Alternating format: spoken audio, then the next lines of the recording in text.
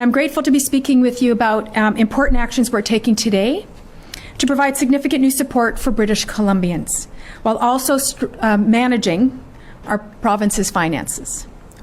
We have been through a lot together.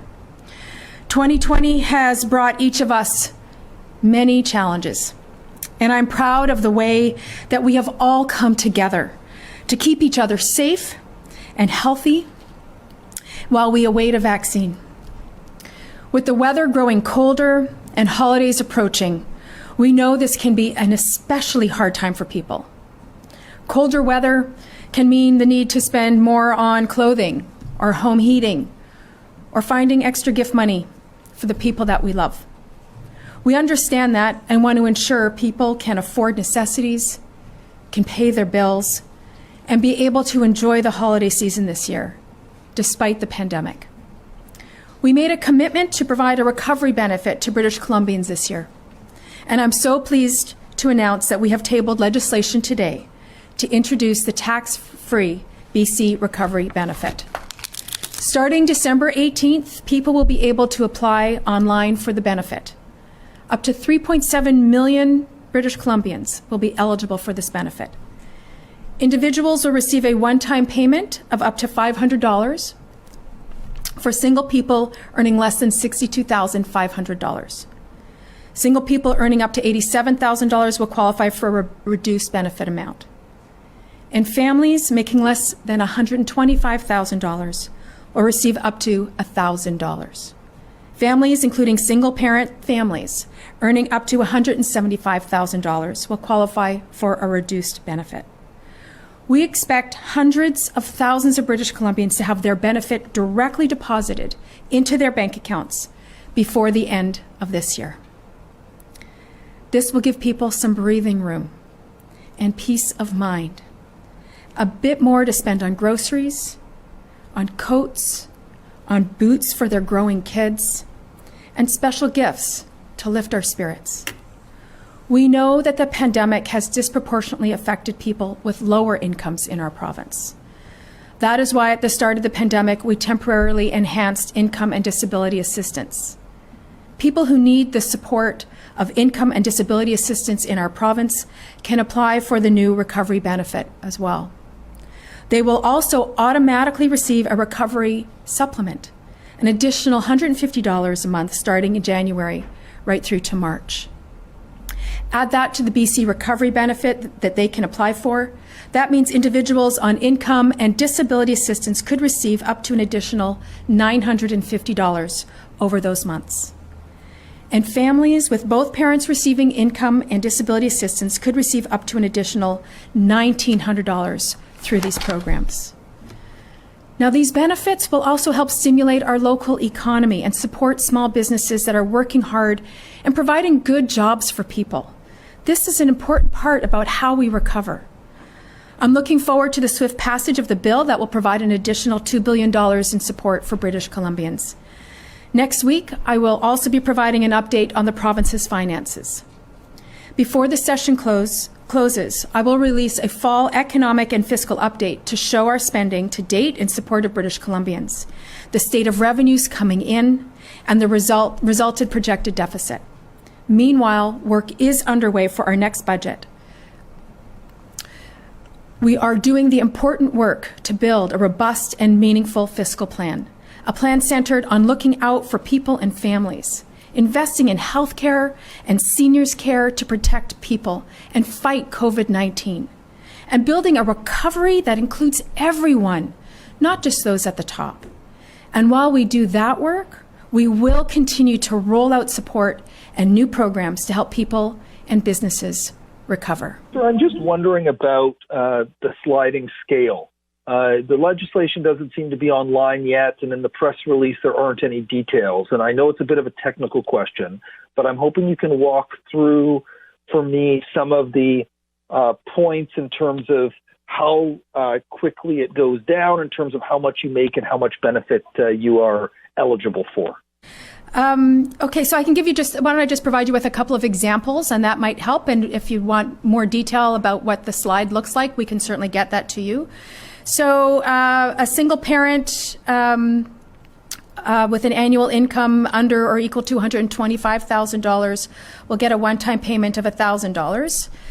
A two-adult family, these are just examples, with an annual income of $150,000 will get a one-time payment of $500. A two-adult family will get, with an annual income of $174,500, $275,000 will just get like a one-time payment of $10. So it slides down considerably. And this is about recognizing that you could have, been in 2019 with your tax returns that we're going to be using. For example, an electrician married to a hairstylist, and the impacts of COVID have been significant in terms of your ability to do Christmas the way you traditionally do, or being challenged to get the kids new boots because they've outgrown them. And so this is an opportunity to support even middle-income British Columbians with a little bit of extra so that they could take care of their families the way they traditionally have. Richard, do you have a follow-up?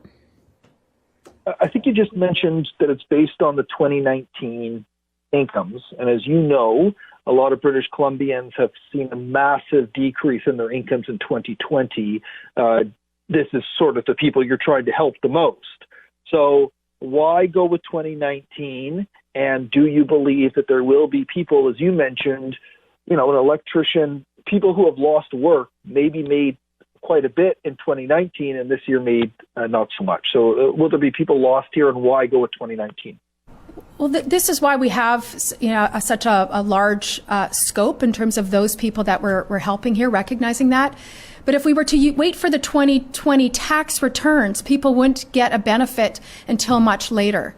And people need help now. So this is the best tool that we have to help us deliver a benefit to people who need it. And we've have a significant threshold that allows us to get at those people who need it most.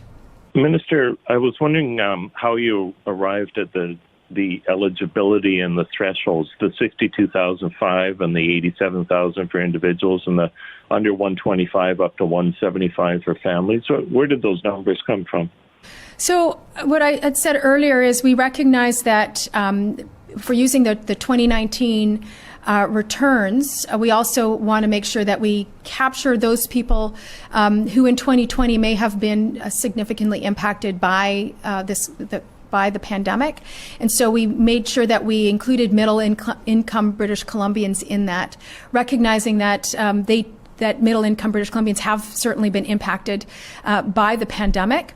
And also recognizing that by putting this money in people's pockets, they're going to spend it in their communities, whether it's, taking the family out for dinner because they haven't had a chance to do that. And that's going to help the local restaurateur, or getting, their $5 latte because they haven't been able to, but it's going to help the local coffee shop, going to their favorite bookstore and getting, books for their kids for Christmas, because that's going to help the local economy, as well as, allow them to bring Christmas to their children. So all of these things put together are good for British Columbians and good for our economy. How soon can this money be delivered to people if they're applying on December 18th? If you thank you for the question. It's good to hear your voice. December 18th is when you can apply online, and we expect that people will receive direct deposit within a number of days of their application. Do you have a follow-up, Marcella? I know this is a technical thing, but for people who don't want to apply online, how can they access this money? We are encouraging people to go online. A few days afterwards, I think it's December 21st, we will have a call center, and people will be able to call that number. It should be up and running December 21st. Next question is from Rob Shaw, Vancouver Sun. Hi, Minister. So I'm just looking at that timeline. I'm hearing you say that the money will go by the end of the year or within a number of days. But if someone applies at the beginning online, do they get the benefit by Christmas to buy the special gifts and the other things that you were mentioning it could be used for? We are expecting that will be able to happen, Rob, online, you'll be able, when you apply and you have all of your information put in correctly, it moves very quickly through the technological beings that we have, the machinery that we have, and we are expecting that people will be able to get in their bank account before Christmas. Do you have a follow-up, Rob? Yes, please. Thanks. What is the cost of administering this program? In the election, I think it was estimated at about $1.4 billion. What's the current estimate of how much this will cost? 1.6 to 1.7 billion. We've rolled in those on disability and social assistance as well.